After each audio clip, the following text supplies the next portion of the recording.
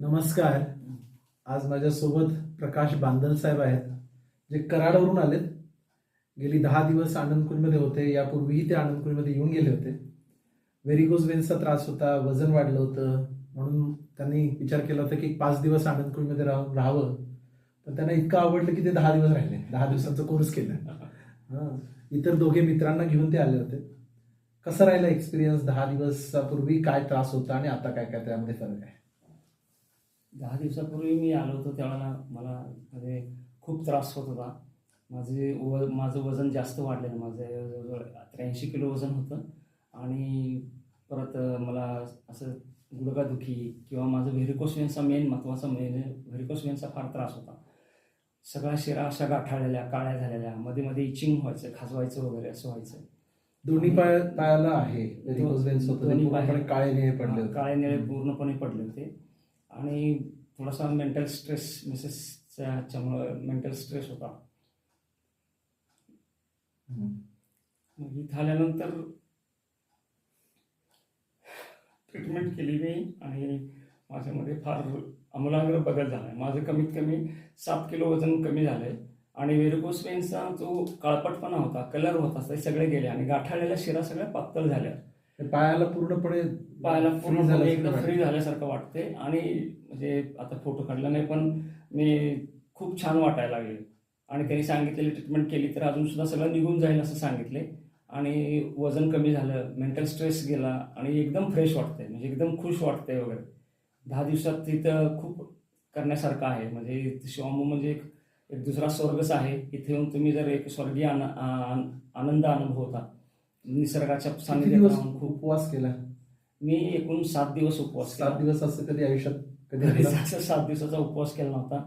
उपवास कधी केला असलं तरी संकष्टी चतुर्थी वगैरे किंवा गुरुवार केले तरी पण भरपूर खाऊन केला. असा उपाशी राहून कधी केला नाही. त्यामुळं आता हे कशामुळे सहज शक्य झालं असं वाटतंय? इथल्या वातावरणामुळे सहज शक्य झालं आणि तुमचं जे एक डोक्यावरती जे हॅमरिंग होतं आणि ते सगळ्या गोष्टी पटण्यासारख्या होत्या. म्हणजे त्यामध्ये आमचं काय म्हणजे आम्ही ऑब्जेक्शन घेण्याचा प्रश्नच येत नव्हता, कारण सगळं आपल्यासाठीच चाललंय. म्हणजे ते काय आमच्यासाठीच सगळं सांगत होते की तुम्हाला स्वतः केलं तर स्वतःसाठी चांगलं आहे. आणि इथून आलं कळलं की जे काय करताय तुम्ही किंवा जे तुम्ही अनुभवताय हे स्वतःसाठी अनुभव. दुसऱ्याची चिंता केल्यामुळेच तुम्हाला हे आजार व्हायला लागले किंवा काय केलं. आजार जर घालवायचे असतील काय असेल तर शांत मौनमध्ये राहावा, जास्त हे करू नका. खूप चांगलं इथं अनुभव आला आणि यातून भरपूर काही घेण्यासारखं आहे आणि घेणारच. आणि इथून पुढं स्वतःच्या तब्येतीचं वगैरे खूप लक्ष ठेवून व्यवस्थितपणे सगळं करायचं. दर्शकांना मला सांगायला आवडेल की जवळजवळ म्हणजे 8 किलो 7 किलो वजन कमी झालंय है ना. पूर्णपणे व्हेरिकोज वेन्स पूर्ण निघून गेलेत. काही दिवसापूर्वी यांच्या पत्नींचं निधन झालंय. त्याचा एक स्ट्रेस नाही म्हटलं तरी होता आणि तो स्ट्रेस आता पूर्णपणे गेलाय. तो कॉन्फिडन्स आलाय आता है ना. आणि पूर्णपणे त्यातून मुक्त झालेत.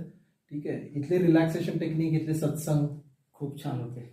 रिलॅक्सेशन टेक्निक्स खूप छान आहे. म्हणजे सहज करता येतील.